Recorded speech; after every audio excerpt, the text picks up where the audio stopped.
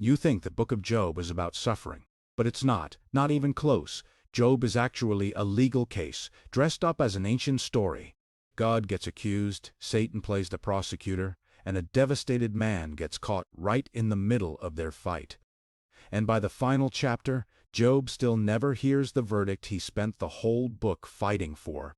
Stick with me, because once you see this, you'll never read Job the same way again.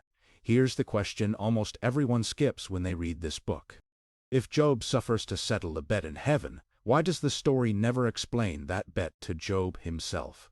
The longest book of poetry in the entire Bible ends without a single clear answer to the question it spends 40 chapters asking.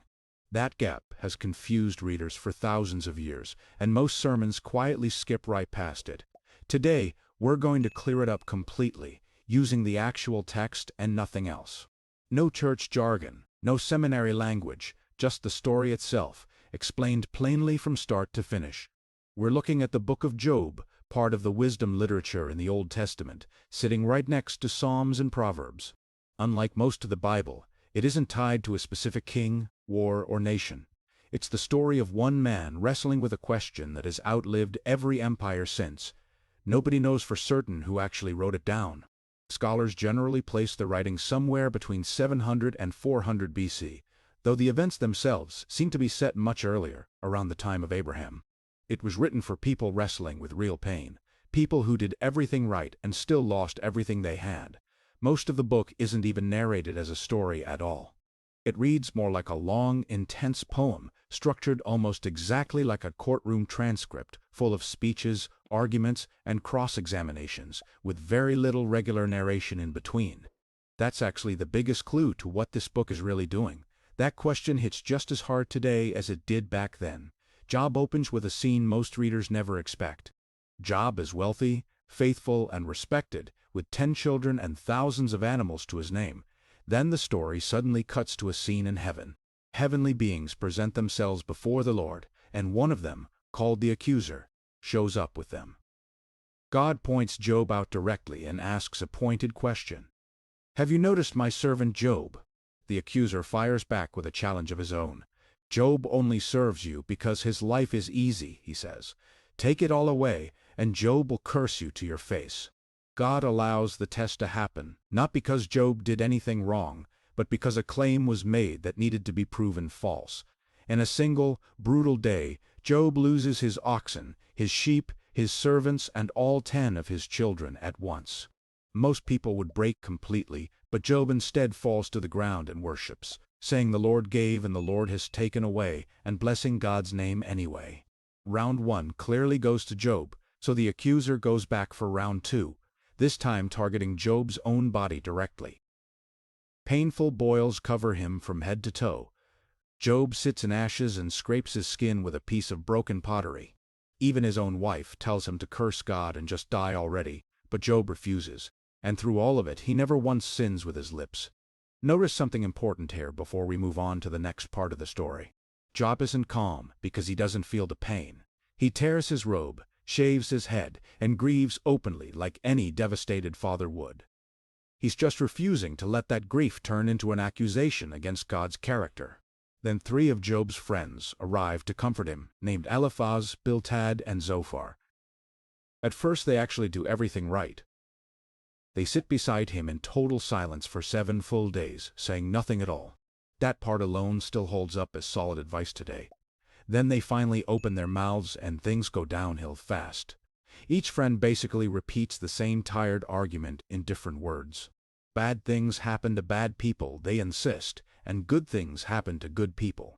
So clearly, Job, you must have sinned somewhere along the way. Job pushes back hard against every accusation. He insists on his own innocence again and again. He demands a direct audience with God to argue his case in person. Round after round, the friends repeat the same theory, only louder and more confident each time. Job grows more desperate instead of less. By chapter 31, Job lists out everything he never did wrong, one item at a time. He swears a complete oath of innocence before God and everyone listening. He's essentially saying, "Put me on the stand and let me defend myself properly." That demand is what drives the entire tense middle section of the book. Job wants an actual trial. His friends want him to simply admit some hidden guilt. And through all of this arguing, God stays completely silent. That silence isn't an accident of storytelling. It's the tension the entire book is building toward, chapter after chapter, and it's about to break wide open. Right in the middle of all this arguing, Job says something that quietly reveals what the whole book is really doing.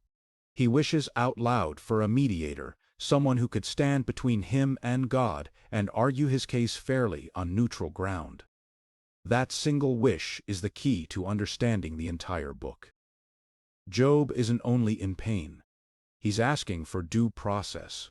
He wants a real courtroom, an actual judge, and a genuine chance to make his case heard, and for a long stretch, it looks like he'll never get one.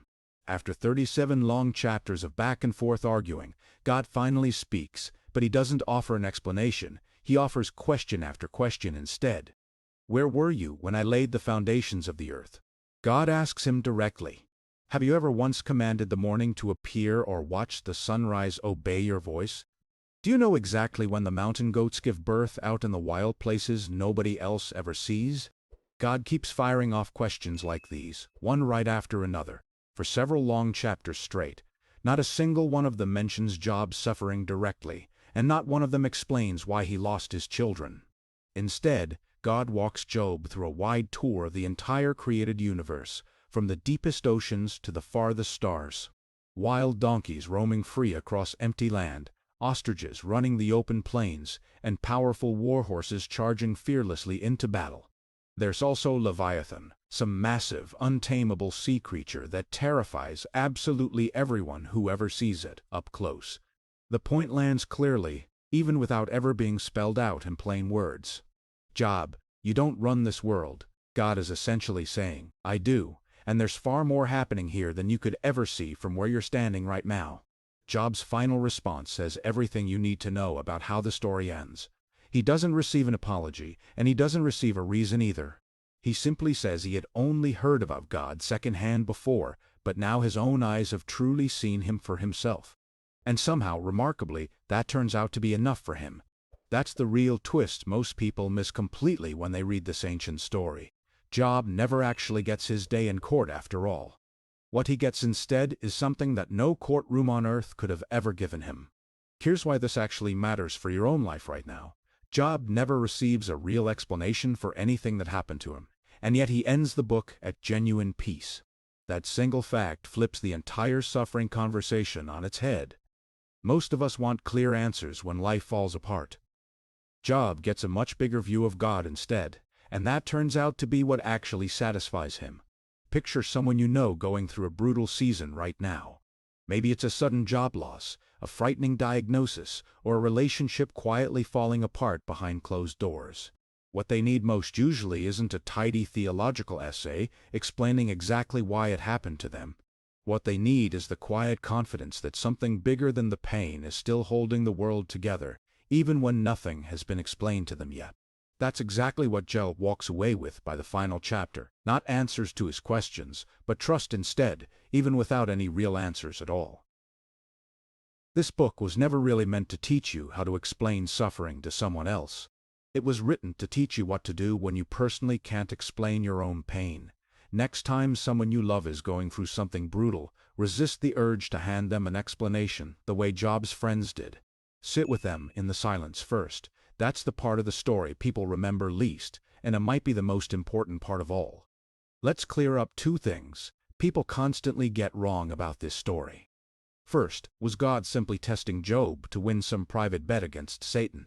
In a sense, yes, but Job himself never even learns that heavenly wager existed in the first place. He isn't treated like a lab rat in some cosmic experiment. He's a real, complicated man, asking real questions, and the book takes his pain completely seriously from start to finish. Second, Job's three friends actually do get punished for their confident, bad theology in the end. Near the very final chapter, God tells Eliphaz directly that he has not spoken correctly about him, unlike Job. The friends who defended God using neat, tidy answers end up getting corrected by God himself. The man who yelled honest questions straight at God ends up getting praised instead. That detail alone should completely change how you think about honest doubt in your own faith, especially the next time you're tempted to hide it behind a polished, confident answer instead of an honest one. So here's the actual point of this whole book. Job was never really about why bad things happen to good people in the first place. It's a book about what you do when you never get that answer at all. Think back to that courtroom scene from the very start of this video. Job wanted a real trial, with real answers laid out clearly. Instead, he got a much bigger view of God, and somehow that turned out to be enough for him. That's the twist worth carrying with you long after this video ends. Not every hard season in your life comes with a clean explanation attached to it, but it can still come with real, solid trust underneath it all. The same kind of trust Job found without ever getting his questions answered. Go read the book of Job for yourself sometime this week. Chapters 1, 2, and 38 are a great place to start reading. Then drop a comment down below this video. Name one hard question you're still personally waiting on an answer for. And subscribe for next week, when we break down another passage almost everyone completely misreads.